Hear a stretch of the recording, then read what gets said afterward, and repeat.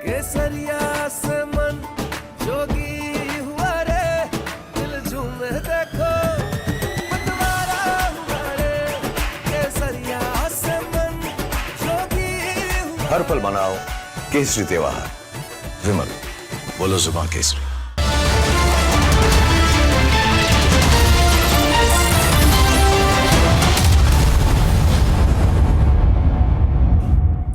नमस्कार, मेरा नाम है विवेक श्रीवास्तव। आप देख रहे हैं रिपब्लिक भारत। पप्पू यादव पर हमला हो गया। सवाल सिर्फ इतना नहीं है कि पप्पू यादव पर हमला हुआ, सवाल यह है कि हमला कैसे हुआ।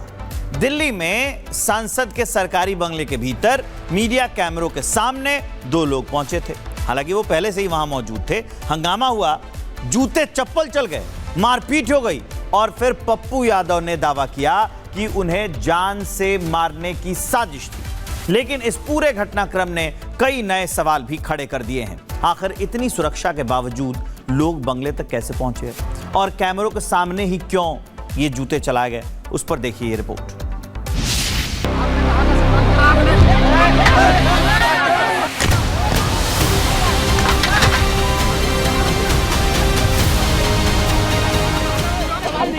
चाकू लेके मारने आया भाई।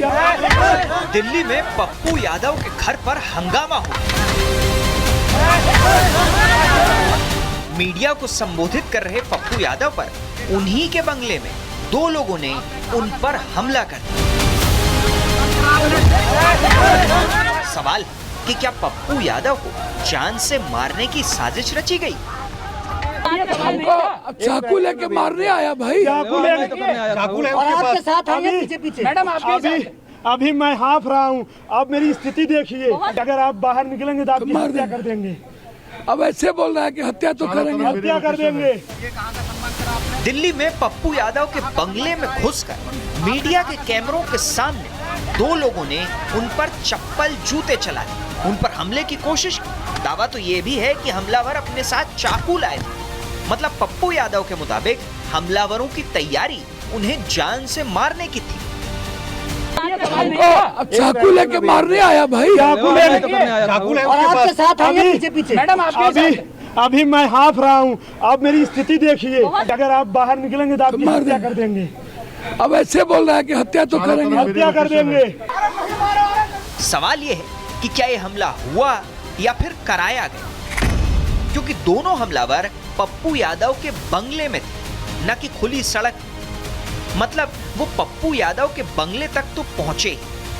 दावा है कि उनके पास से चाकू मिला। तो सवाल है कि क्या सिक्योरिटी चेक नहीं हुआ था?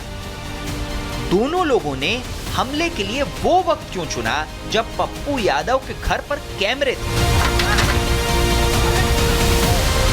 मतलब हो ना हो, इसके पीछे कोई बड़ी कहानी जरूर है।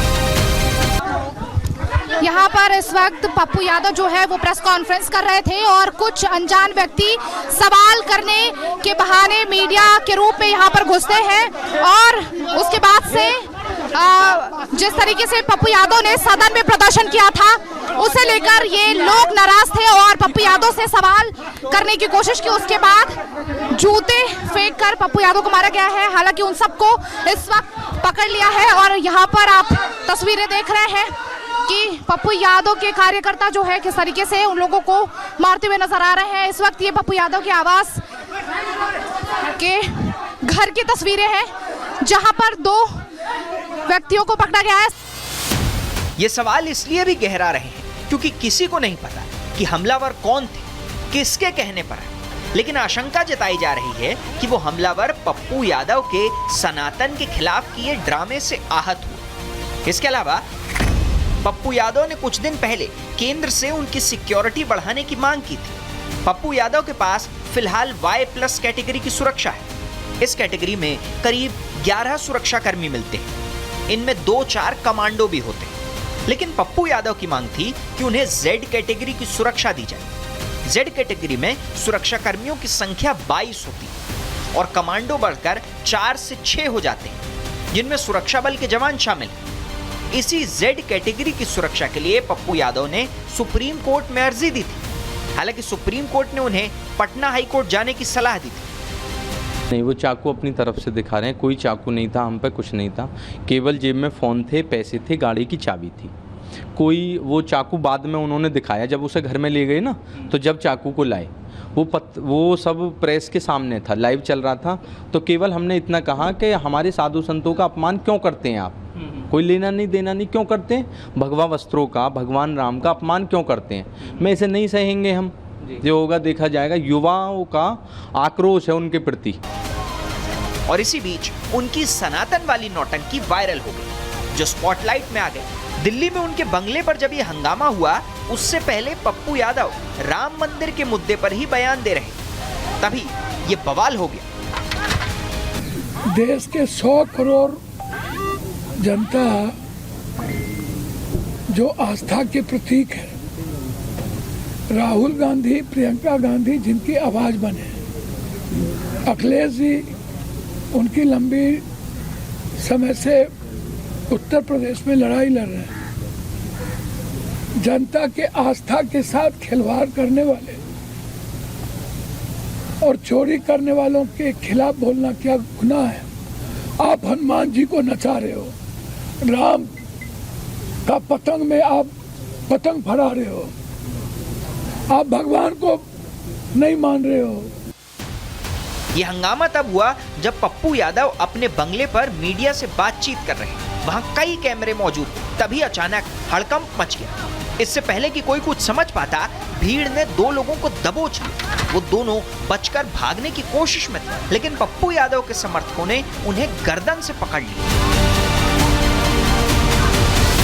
पप्पू यादव के समर्थकों ने उन दोनों को बुरी तरह पीटा, घसीट कर मारा। समर्थकों का दावा तो ये तक है कि हमलावर 2 नहीं बल्कि 3 से 4 थे। अब ये कहानियां हैं या ये सच्चाई है, ये तो जांच के बाद पता चलेगा। लेकिन इस हमले की टाइमिंग बड़ी कमाल की। इसी वजह से ये सवाल उठ रहे हैं कि क्या वाकई ये हमला हुआ या फिर कराया गया। Bureau report, republic Bharat.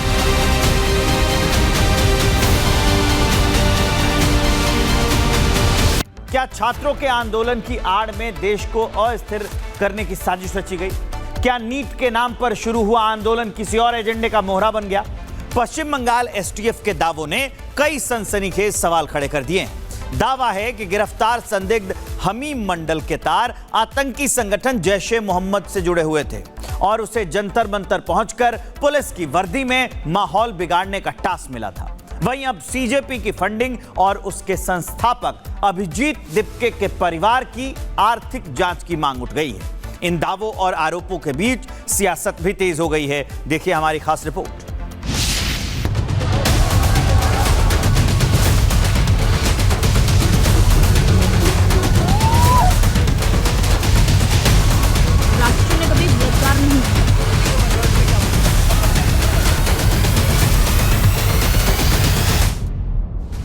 Delhi का जंतर मंतर,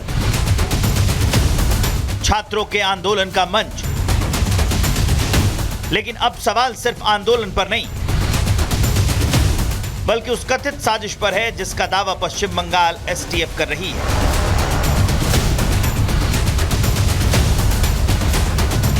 एसटीएफ के मुताबिक गिरफ्तार संदिग्ध हमीम मंडल को पाकिस्तान से निर्देश मिल रहे थे और उसका कथित संबंध आतंकी संगठन जैश ए मोहम्मद से था।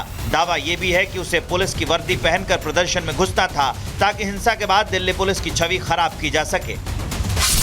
एसटीएफ के मुताबिक हमीम मंडल आतंकी संगठन जैश ए मोहम्मद से जुड़ा हुआ है। उसे पाकिस्तान में बैठे हैंडलेस ऑर्डर दे रहे थे। टास्क ये था कि उसे जंतर मंतर के प्रदर्शन में पहुंचकर वहां का माहौल बिगाड़ना है। इसके लिए उसे पुलिस वाले की वर्दी पहनकर वहां घुसने के ऑर्डर दिए गए थे ताकि हंगामे के बाद दिल्ली पुलिस की छवि खराब की जा सके।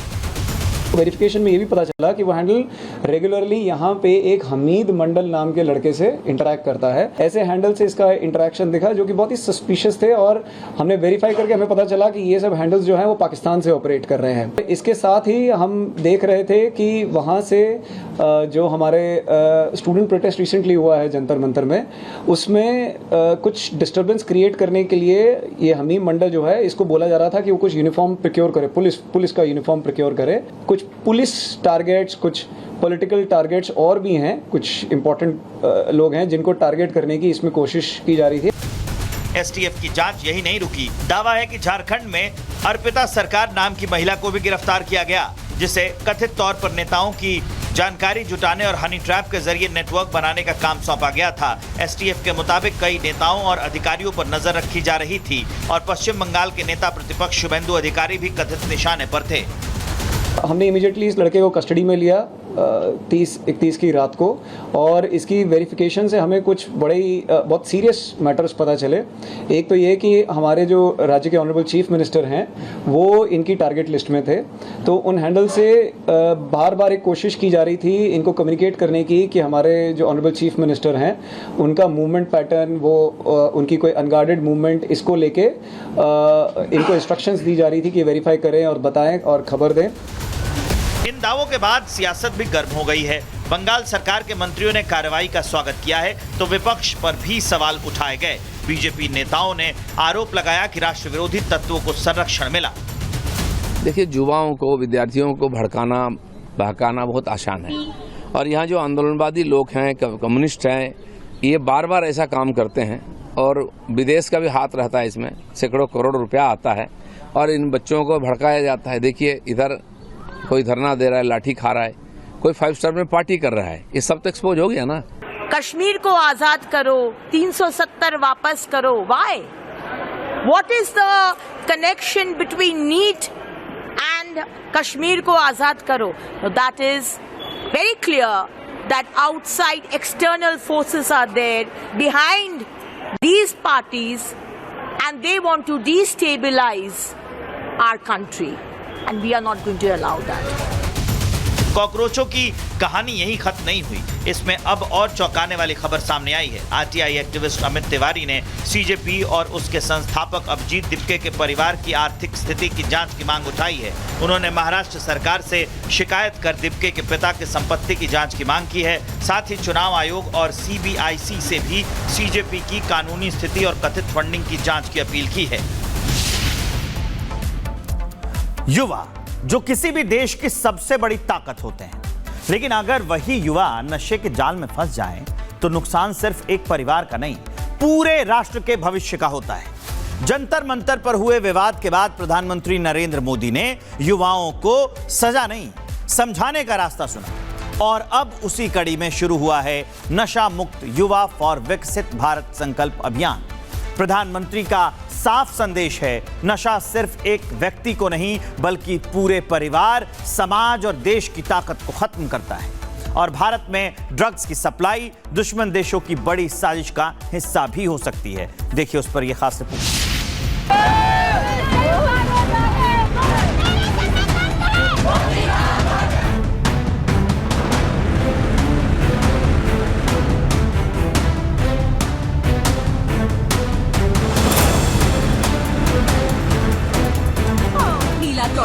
जंतर मंतर पर जो हुआ उस घटनाक्रम के बाद प्रधानमंत्री नरेंद्र मोदी ने युवाओं से संवाद का रास्ता चुना। उन्होंने एक के बाद एक कई वीडियो संदेश जारी किए, युवाओं से अपील की कि गुस्से या भटकाव की जगह राष्ट्र निर्माण का रास्ता चुनें, और अब उसी सोच को आगे बढ़ाते हुए देश भर में शुरू हो गया है नशा मुक्त युवा फॉर विकसित भारत संकल्प अभियान।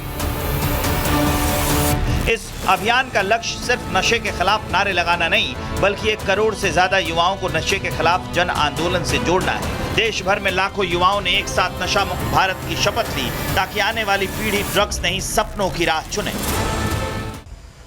आज हम सभी जिस अभियान के साक्षी बन रहे हैं, वो अभियान व्यक्ति के लिए है, परिवार के लिए है, समाज के लिए भी है, और सबसे बड़ी बात है ये राष्ट्र के लिए है। साथियों, विकसित भारत संकल्प अभियान के लिए नशा मुक्त युवा, इस मूवमेंट का नाम ही इसके संकल्प को स्पष्ट करता है। सरकार ने इस अभियान को सिर्फ सरकारी कार्यक्रम नहीं बनाया बल्कि युवाओं का आंदोलन बनाने की कोशिश की है। माई भारत के स्वयंसेवकों को इसकी जिम्मेदारी दी गई है। हर रविवार देश भर में वॉकाथॉन, खेल प्रतियोगिताएं, योग, ध्यान, सांस्कृतिक कार्यक्रम और जन जागरूकता अभियान चलेंगे। इस पहल को प्रभावी बनाने के लिए 125 संस्थाएं काम कर रही हैं। सामाजिक, शैक्षणिक और खेल संस्थाएं महत्वपूर्ण भूमिका निभा रही हैं। देश के अलग अलग क्षेत्रों से, अलग अलग संस्थानों से, अलग अलग बैकग्राउंड के 1 करोड़ से अधिक युवा आज एक साथ है। मेरा आप सभी से आग्रह है, आप सब इस बड़े मूवमेंट के लीडर हैं। आपने मेरे इस विश्वास को और मजबूत किया है। प्रधानमंत्री नरेंद्र मोदी ने साफ कहा, अगर भारत को 2047 तक विकसित राष्ट्र बनाना है तो उसकी सबसे बड़ी ताकत उसकी युवा शक्ति होगी। लेकिन अगर युवा नशे में डूब जाएंगे तो विकसित भारत का सपना अधूरा रह जाएगा। प्रधानमंत्री ने चेताया, ड्रग्स सिर्फ नशा नहीं, ये परिवारों को तोड़ देता है, माँ के सपनों को बिखेर देता है और सबसे खतरनाक बात, भारत में ड्रग्स की सप्लाई दुश्मन देशों की सोची समझी साजिश का हिस्सा भी हो सकती है। दुश्मन देश भी षड्यंत्र करके हमारे देश के युवाओं को इस नशे की लत में खींचने के लिए कोई कोशिश बाकी नहीं रखते हैं। ड्रग्स सप्लाई कर करके कमाई करना और हमारे जैसे देश को तबाह करना, यह भी उनकी आतंकी साजिश का हिस्सा होता है। और इसलिए हमें हर एक युवा को नशे के चुंगल में फंसने से बचाना है। सरकार का कहना है कि ये लड़ाई सिर्फ पुलिस, एनसीबी या सरकार की नहीं है, ये पूरे समाज की जिम्मेदारी है। यही वजह है कि इस अभियान में स्कूल, कॉलेज, खेल संस्थान, सामाजिक संगठन और लाखों युवा एक साथ जुड़े। उद्देश्य सिर्फ नशा छुड़ाना नहीं बल्कि युवाओं की ऊर्जा को राष्ट्र निर्माण में लगाना है। युवा कार्यक्रम और खेल मंत्री मनसुख मांडविया ने साफ किया कि ये अभियान पूरे 100 दिनों तक देश भर में लगातार चलेगा, यानी हर गांव, हर शहर, हर कॉलेज और हर युवा तक नशे के खिलाफ संदेश पहुंचाया जाएगा। हमें राष्ट्र को विकसित भारत बनाना है तो देश के समाज का स्वास्थ्य अच्छा होना चाहिए। स्वस्थ नागरिक स्वस्थ समाज का निर्माण करता है, स्वस्थ समाज समृद्ध राष्ट्र का निर्माण करता है। इसलिए प्रधानमंत्री जी के विकसित भारत के संकल्प को सिद्ध करने के लिए माय भारत के युवा वॉलंटियर्स ने और देश के आध्यात्मिक संगठनों को साथ में जोड़ के ये अभियान को लिया है। मुझे पूरा विश्वास है कि अभियान आने वाले दिनों में देश को नशा मुक्त करने में महत्वपूर्ण भूमिका रखेगा। नशा सिर्फ एक व्यक्ति को बर्बाद नहीं करता, एक परिवार की उम्मीद, एक माँ का सपना और एक राष्ट्र की ताकत छीन लेता है। यही वजह है कि सरकार ने इसे सिर्फ कानून का नहीं बल्कि भागीदारी का अभियान बनाया है। प्रधानमंत्री का संदेश साफ है, अगर विकसित भारत चाहिए तो पहले नशा मुक्त भारत बनाना होगा, क्योंकि जो युवा नशे से जीत जाएगा वही भारत को 2047 में जीत दिलाए। Bureau report, republic Bharat. तो जहां पीएम मोदी देश के युवाओं को सही राह दिखा रहे हैं, उन्हें सही गलत का अंतर बताकर उनका भविष्य संवार रहे हैं, वहीं सरहद पार पड़ोस में बैठा मुल्ला मुनीर और उसकी कठपुतली सरकार अपने ही युवाओं का बेदर्दी से खून बहा रही है। पाकिस्तान में छोटे छोटे बच्चों को बेरहमी से मौत के घाट उतारा जा रहा है। सत्ता और आतंक के लालच में अंधी हो चुकी पाकिस्तान की फौज और वहां की सरकार अब पूरी तरह से दाना और जल्लाद बन चुकी है, जो रक्षक के बजाय अपने ही आवाम का भक्षक बन गई है।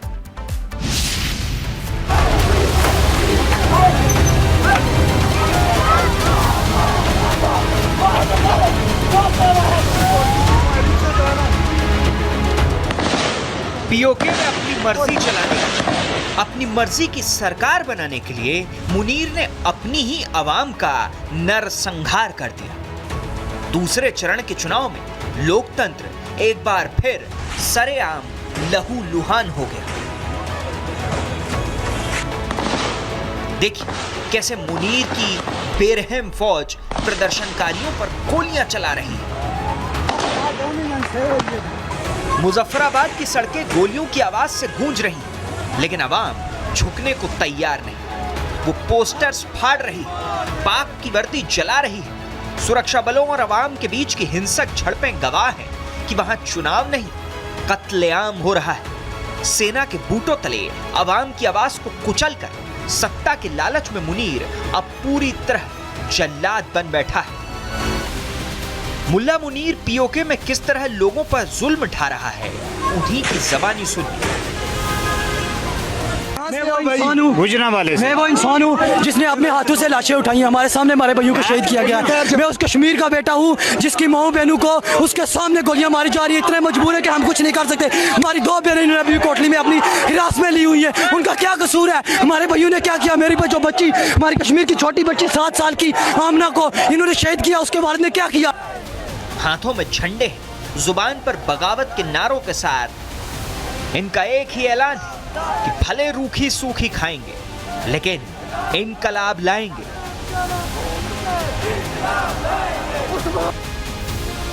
पाकिस्तानी सेना की गोलियां और लाठियां अब इन निहत्थे लोगों के हौसले नहीं तोड़ सकती। सड़कों पर उतरा ये जन सैलाब इस बात की गवाही दे रहा है कि पीओके में अब मुनीर के जुल्म की उल्टी गिनती शुरू हो चुकी है। सुनिए कैसे पीओके के युवा मुनीर की फौज और कठपुतली सरकार पर पत्थर बरसा रहे हैं, उन्हें गालियां दे रहे हैं। कोई कीमत नहीं, हमसे झूठ बोलते रहे 78 सालों से। कोई शराब वगैरह नहीं, शराब थी तो आज हमें दहशतगर्द क्यों करार दे दिया? किस वजह से कि हम लोग अपने तालबात मांग रहे, अपने हक मांग रहे, तो हम पे सीधी गोलियां बरसाई अभी इन लोगों ने। आखिर गुनाह क्या था इन लोगों का? यही कि इन्होंने अपने ही कुदरती संसाधनों का हक मांगा। महंगी बिजली, पानी पर सब्सिडी और आटे राशन की महंगाई के खिलाफ आवाज उठाई। लेकिन इस्लामाबाद की हुकूमत और रावलपिंडी में बैठे आसिम मुनीर को अपनी ही आवाम की ये जायज मांगे बगावत लगने लगी। शांतिपूर्ण प्रदर्शन को कुचलने के लिए सेना ने जो हैवानियत दिखाई, उसने 110 से ज्यादा बेकसूरों की जान ले ली। युवाओं के सीने और सिर पर सीधी गोलियां दागी गईं। लेकिन बर्बरता की हद तो तब पार हो गई जब इन जल्लादों ने लाशों से भी दुश्मनी निकालनी शुरू कर दी। हमारा वो पुलिस वाला, आप क्यों निकले हैं भाई? आपका रिश्तेदार था क्या? तो मैं इंतजार करूं कि ये जो जलील मौत है, मेरा कोई अपना मरे जब मैं निकलूं। अरे इन मौतों को रोकना है, इसलिए निकला हूं। लोग बोल रहे हैं आपको डर नहीं लग रहा? डर लगता है। शर्म से डूब के मर जाना चाहिए। आपकी मां निकले इस तरह से हुक्मरानों की। आज पीओके में अपनों को खो चुके परिवारों से मातम मनाने और अंतिम संस्कार का हक तक छीना जा रहा है। कत्ल किए गए बेकसूरों की लाशों को जानवरों की तरह घसीटकर सेना की गाड़ियों में लादा जा रहा है और रात के अंधेरे में बिना परिजनों को बताए दफना दिया जाता है। किसी बाप को अपने बेटे का चेहरा देखना तक नसीब नहीं हुआ तो कोई मां अपने जिगर के टुकड़े की आखिरी विदाई के लिए तड़पती दिखी। मेरी मालूमात की हद तक इस वक्त कोई शुहदा की तादाद 80 तक पहुंच रही है। तब भी हुक्मरानों के दिल पत्थर बन चुके हैं। भारत ने पाकिस्तान की इस पूरी चुनावी प्रक्रिया को सिरे से खारिज कर दिया है।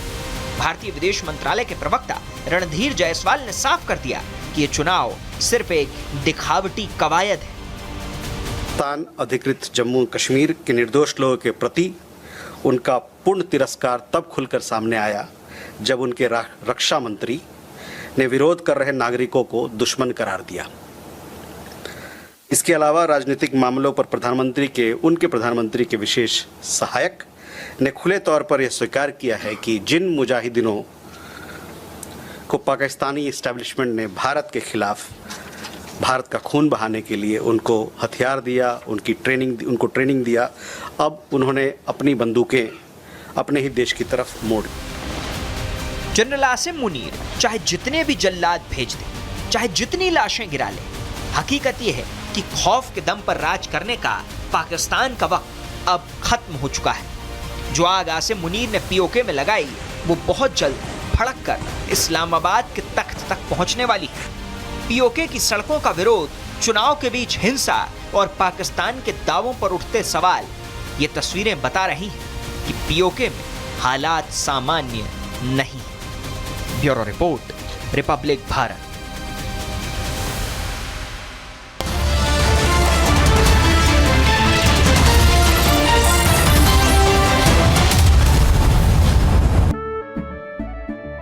केसरिया से मन जोगी हुआ रे, दिल झूमे देखो मतवारा हुआ रे। केसरिया से मन जोगी हुआ। हर पल मनाओ केसरी त्योहार। विमल, बोलो जुबान केसरी।